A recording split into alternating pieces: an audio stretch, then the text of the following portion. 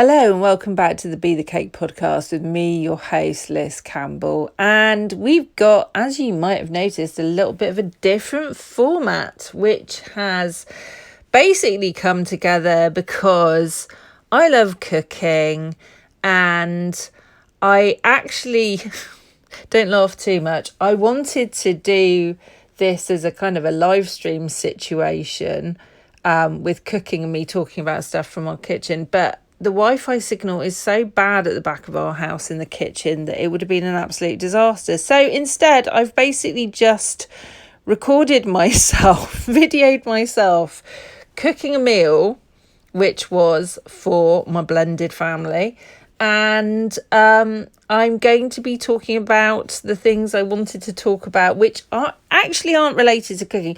Just to let you know, though, that in case you're wondering, the meal that's being cooked here in this video is a roasted chicken, quite simply, with some roasted carrots. And I did it with a potato salad, and I did it with another warm salad it was actually made with spring greens, some broccoli and some roasted tomatoes with a sort of lemony French dressing that I put on it. The reason why I did such kind of what I might term unusual accompaniments to the meal was because it was a really fucking hot day when I was videoing this.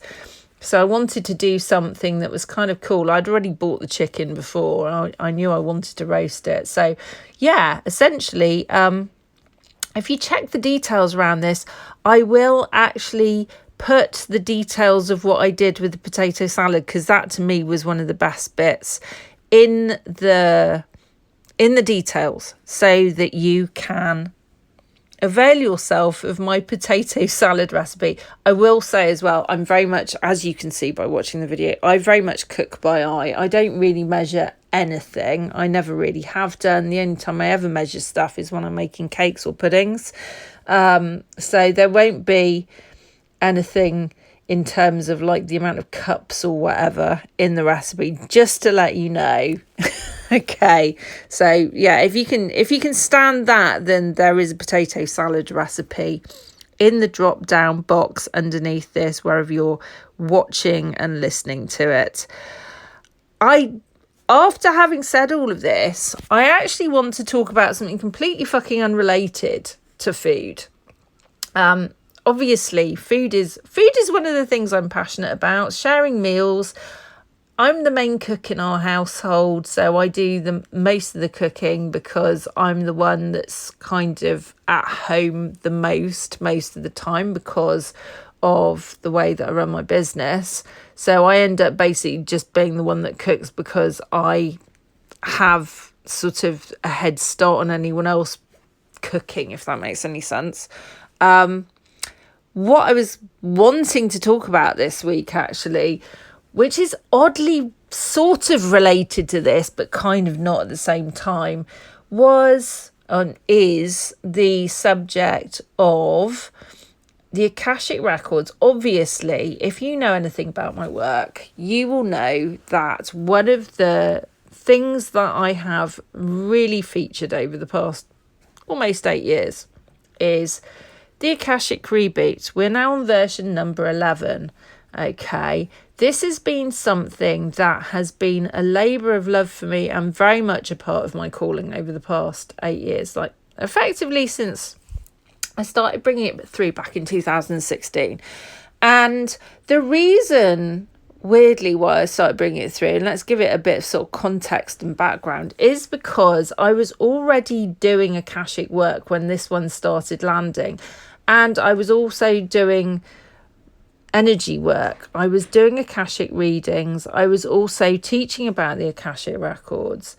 And during the course of my own sort of needing to do various things with my life, I started to realise that I wanted to, and I was getting the inkling as well, that there was something I could do to actually make my work with the Akashic Records a lot more efficient, if that makes any sense. One of my MOs has always been that I always look at stuff and go, how can we make it faster? How can we make it more efficient?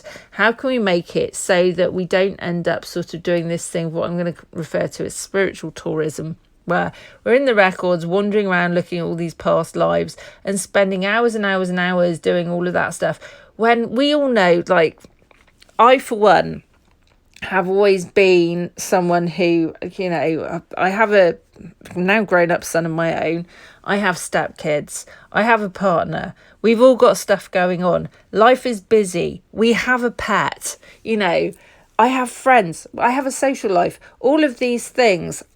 Unless you are living by yourself and you've gone off to, like, I don't know, sit in a cave in India or something, most people nowadays have a lot of stuff going on. And I don't see or feel that going on a spiritual journey and evolving your consciousness and all the rest of it should be mutually exclusive from all the other stuff in your life. But in actual fact, the way that a lot of spiritual practice, etc., is, I don't know, sold, developed, etc., it kind of makes it seem like you have to choose between one or the other because of the sheer amount of time that's wrapped up in a lot of practices. And I will also share at this point that the first spiritual coach that I worked with back in, I think it was 2015 to 2016, gave me a whole load of things to do in order to, like, clear and do all of this, that and the other. And it ended up being 4 hours of my day every day. And I can remember just looking at things at one point after we'd stopped working together and just going, there's something hopelessly inefficient about this. And I feel deep in my heart that I'm supposed to be, in some way, like, my legacy for what I'm doing here with the work that I'm doing with people is to speed things up. And I'm not talking about quick fix stuff, but actually talking about going more in depth and actually bringing through things that help to speed up the process of transformation so that people don't have to kind of punish themselves with this, what I'm going to call sort of like an overly complicated journey into things. And this is how the Akashic Reboot started being born. The very first version of it, before it sort of really got into anything more, was me actually realising that there was a whole load of crap that was going on with people's soul blueprints. And it kind of went on from there. Like, I just kept receiving more and more and more stuff about it. And so it develops and develops, and we eventually end up where we are now with Reboot 11. Now, in amongst all of this, and I think this is sort of pertinent to a lot of things, and I think you'll find if you start really, and whether you're new to all of this stuff or whether you're like further along on the journey, one of the things you will possibly have stumbled upon along the way, and it's something I've been talking about actually on social media in general, but more in written posts over the past week, and something that I've actually emailed out to the people who are on my list about, because it's something that I was really kind of thinking about a lot of the time, is the whole thing with soul contracts, and how in actual fact a lot of the time when we're doing what I'm going to call normal personal development work, as in sort of the standard stuff, the standard manifestation practices and all the rest of it, law of attraction stuff, a lot of what gets done is quite, I don't know how to explain this really. I see a lot of it is, there's some useful stuff out there. There's a lot of what I would call missing information. One of the things that you become aware of when you start delving into the spiritual side of things more, rather than just looking at it straight manifestation, is the awareness of the fact that there are soul contracts and soul agreements. And in actual fact, much like an employment contract, when you get promoted into a new position needs updating, these have exactly the same shit going on. And I just wanted to talk about this a bit today, because it's one of these things where unless you're aware of it, a lot of the time people aren't understanding the fact that like one of the things that needs to happen in order for you to transform, transmute, and actually successfully create what people refer to as quantum leaps and stuff is actually very often with your closest relationships around you, the important relationships. We're not talking about the kind of like real like side business, side hustle, whatever stuff, but we're talking about the main stuff is the contracts. Okay, so the way that soul contracts work is that they act as agreements between you and the higher self of another person, where you're like at soul level, what's going on is you're both wanting to have an experience of yourself as something, because that's why we come here. We come here to experience ourselves as different things. Okay. And during the course of this sort of experiencing of ourselves as all these different things, what happens is essentially we have these agreements in place that we get to experience ourselves as the opposites of what someone's actually presenting to us. So the way that it works in the 3D with polarity and duality is that if you want to experience yourself as abundance, and this is actually the exact example I was using when I was talking about this, I think it was on Threads the other day, and I will actually stick a link to my Threads account in the thing underneath this as well if you wanted to come and connect with me on there. Essentially, if we want to experience ourselves as abundance, we will basically have agreements in place with people, not with everyone, but with certain people, that they are going to actually, what they will do to teach us to be abundance is they will show up in scarcity, in poverty, in lack, basically. And we will then be given the opportunity to expand ourselves into abundance in response to their lack. So we get to experience ourselves as abundance, as generosity, as any number of things. Okay, now, and this is where it gets interesting. Okay, the thing that we really have to understand is that we can have agreements with people about this stuff, and we can have this understanding that drops in when we're actually like becoming self-aware enough to understand what's really going on with things. We have these understandings that drop in, and we get to either learn the lesson that's being presented by actually having the experience and expanding into it, like leaning into it rather than shrinking. So essentially you give yourself either the experience of expanding into becoming greater than the situation at hand, so you become abundance in response to being presented by someone's lack and their poverty and all of that stuff and their suffering, etc. Or you constrict in reaction to it and become very reactionary to it, in which case you will circle around in the same fucking lessons over and over and over again with that person until you learn the lessons, basically.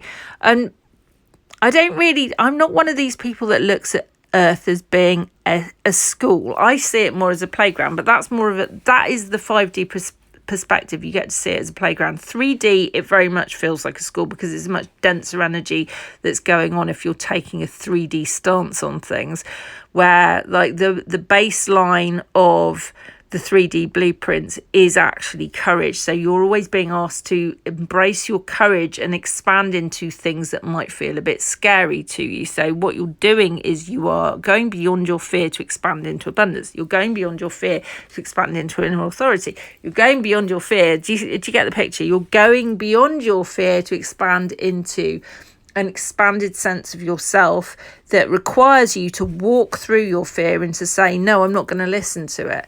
When you get to the sort of higher dimensional awarenesses, these kind of presets change. Okay, so the 3D thing is like all of the blueprints and all the contracts are based on getting you to display courage in order to learn a lesson of some kind or to basically have an experience of some kind. When you get into 4D, it's unconditional love. When you get into 5D, it's grace.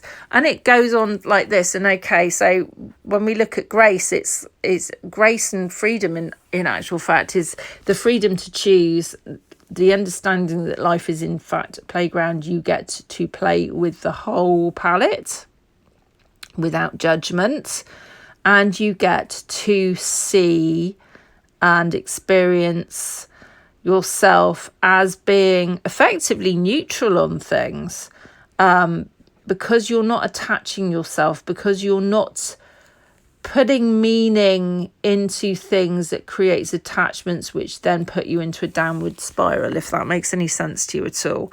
Okay, now the thing about all of this is that you're living out your soul contracts with people, and what I will say as well is your soul contracts can be rewritten at any time. You can, like, the terms can be renegotiated, they can be updated, they can be upgraded, just like any kind of contract in real life. You can, like, the contracts aren't a static thing. Okay, they can be upgraded, updated, so on and so forth. Now, it takes a level of consciousness to actually understand that this is possible and that this is something that you need to do. You need to look at every so often. You can do it the complicated way, or you can work with a tool such as Akashic Reboot 11, or I've still got Reboot 10 available as well, which is cheaper, essentially, which you can utilize these tools to do. It depends on like how long you want to make the process, how much spare time have you got, basically. Now, when it comes to other people, you don't know what their contracts are. This is something I really want to talk about, actually, because I see people throwing judgment and shade left, right and centre about like what everyone else is up to, and like looking at situations and other people's relationships and casting a weather eye on stuff and forming an opinion and then spouting their opinion about what's going on without having an understanding of what the contracts are between those two souls underneath everything that they are living out between them according to the pre-existing agreements that they have. Now, you could be looking at it and thinking you're looking at one thing one way. In actual fact, what they're doing is something completely different. You could be going, oh, well, they're being really mean and they're obviously in poverty and they're bloody, bloody, blah. But if the contract between these two people is that the person who's having the issues is actually showing up and having those issues because they're trying to get the other person to be brave enough to stand in their inner authority because they've always been a people pleaser, then you could be looking in from the outside going, well, that person's being really mean and saying no. But in actual fact, what they're doing is perfect for them, for the situation, for the relationship, for the dynamic, and actually for what the contract's about. Do you see? So this is a perfect opportunity for me to say you can never judge a book by its cover. You don't know what is going on at the deeper spiritual level with any relationship without going in and actually looking at the contracts. And it's not your business to do so if they are not coming to you for a reading. So in actual fact, we come back to that thing of like, isn't it amazing when you stay in your own lane and you concern yourself with your own stuff and the things that you're really called to. Now, if you're in a position, and this is where it also gets really interesting, if you are in a position where you feel really triggered and riled by what you see going on in someone else's relationship, someone else's dynamic, someone else's life circumstances, okay, and you in actual fact don't have any fucking clue what the contract is between those two people, but you feel riled about it, you can actually go and look at your contract and in relationship to what's going on with them and see if there's something that you're being asked to do. Like maybe you're being asked to step in and be an advocate. Maybe you're being asked to step in and be abundance. Maybe you're being asked to butt the fuck out of it and leave them the fuck alone and it's none of your business. Again, we don't know. Unless you go into your Akashic records and you ask, you're not going to know. But ultimately, it is up to you and upon you to actually realise that when you're triggered by something that's going on with other people, there are responses that are going to actually be really helpful for you and appropriate to the situation based on the underwriting that's going on in the records. And there will be responses and all of that don't serve you in the fucking slightest, because it's actually none of your business, and you're actually being required to stay in your own lane, focus on your own stuff or whatever. You don't know, like I said, you do not know until you go in and look. Take it from someone who's done enough of these readings and done enough of this work for myself to know what the fuck I'm talking about here. That in actual fact, there is always some kind of deeper thing going on with a gift involved for all concerned. Everything is actually always working for you. You just have to be aware enough to understand what's going on at a deeper level and understand how to actually deal with it yourself in response to that, based on the deeper understanding and where that's taking you. Does this make sense? Yeah, this is one of the things that I go into in my group program, the Magic Zone. Basically, we talk about all of this stuff and so much more in there as well. Also, it's one of these things that I'm fully aware that, you know, not everyone wants to go into all the nitty-gritty little details, which is why the reboot was created. But yeah, the contract side of things, it's so important to understand that soul contracts are literally like the underwrite. Apart from the blueprints, the soul contracts are like one of the biggest relationship circumstance catalysts that we have. And if you are wanting to affect change in your relationships, and to learn and to grow and to understand the purpose of things, they're one of the most useful tools that you can work with in terms of actually like digging into the nitty gritty. Like actually looking at reading the contracts as being a tool, reading the contracts, understanding them, understanding how to change them, and so on and so forth. So yeah, essentially, like, this feels like it's the entire message for this week. It feels like it's really pertinent to everything that's going on in the world at the moment. Like, I could say so much more about the fact that many worlds theory isn't just theory, it's fact. And I was shown this very clearly out of body back in 2018 after a particularly gnarly DNA activation, which was actually a really interesting experience. I was shown all of the different versions of Earth, and I now since then have a very clear understanding of the fact I'm bouncing between all these different versions of Earth all the time. It's a really good idea to ask yourself, whenever you are looking at any situation that's not in your immediate environment, okay? So when we're talking about your immediate environment, we're talking about your household, your local area, like the place where you live. Everything outside of that you see evidence of through phones, screens of some kind, mass media, so on and so forth. Oh, blimey. Okay, so I'm recording this and there's cars backfiring on the road outside. That sounds like a confirmation. Okay. Essentially, everything that you see, everything that you're fed through screens and so on and so forth that's about the world that you don't have direct real life experience of, you are looking through portals. And you have to ask yourself, am I actually on that time? Am I connected to that timeline? Or is it something that I'm seeing? Is it a timeline that's completely separate to me? Okay. Is this a collective consensus reality I'm actually connected to at all? Is it something I'm just seeing? Is this something that I'm involved in? Is there something I need to do about it? Like, just check in with yourself. It's that simple. Develop a system of understanding your own kinetic responses, your own kinetic emotional responses in your body to when you ask questions. Feel your way into things. Feel, is this relevant to me to do something about or not. You'll know what's for you and what's not. And we come back to this other thing of, cancel culture. I could talk a lot about Africa Brooke at this point, actually. She sums this stuff up very, very brilliantly. She's written a book as well, which I can't remember the name of, and I haven't bought it yet, but I do intend to. She talks about this a lot, the way that people are always telling each other what their business should be and so on and so forth. You are the only person who knows what your business should be.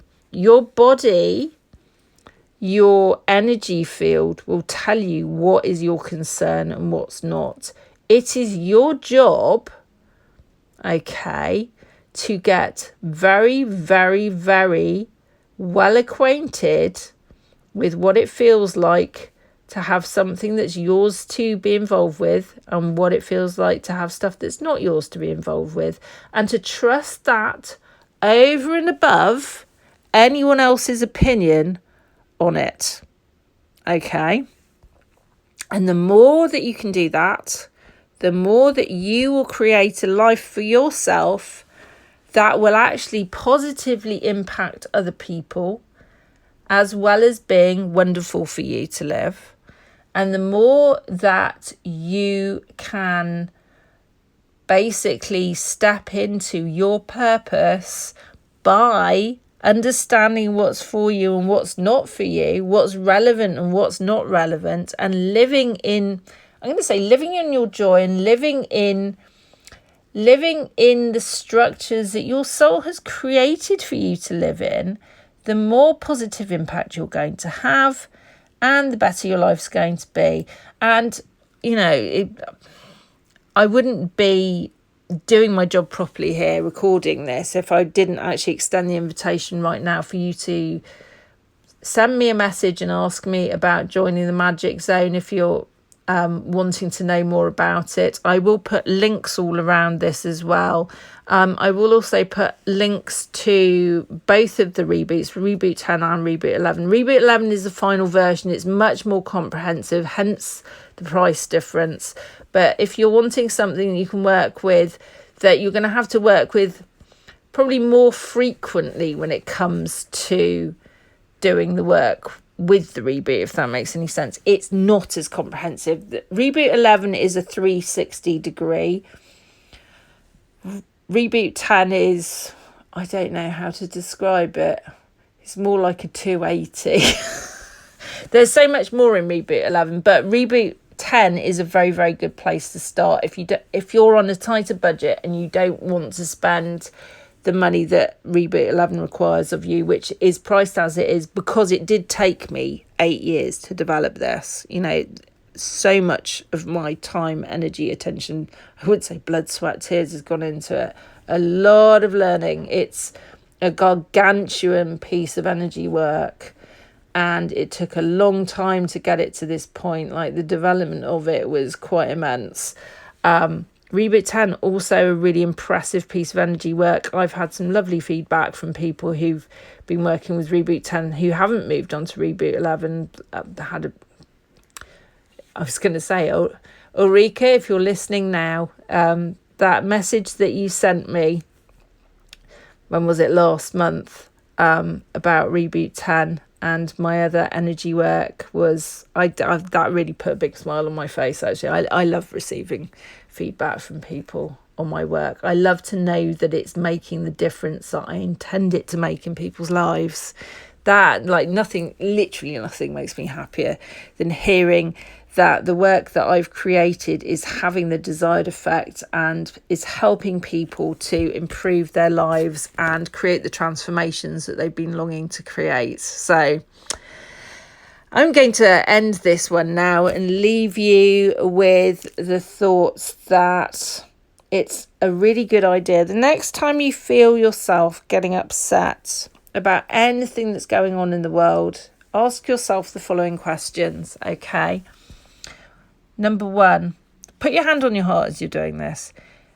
Is this situation that I'm seeing, which is upsetting me, reflecting something within me that needs dealing with? Or is it something that is purely designed to provoke an emotional reaction in me in order to enslave me to someone else's stuff? And is there anything that I need to do about this? And then once you've asked those questions and got your responses, if you get the response that yes, there's something you need to do about it, just ask, what is it that I need to do about this? And then get your answer through. Once you've got your answer through, you know what to do. Follow the advice. Okay? I'm sending you so much love. Mwah. I will speak to you all next time. We'll be back in a week with more random recipes and I'm not going to say arcane wisdom. Just wisdom. Okay. Mwah.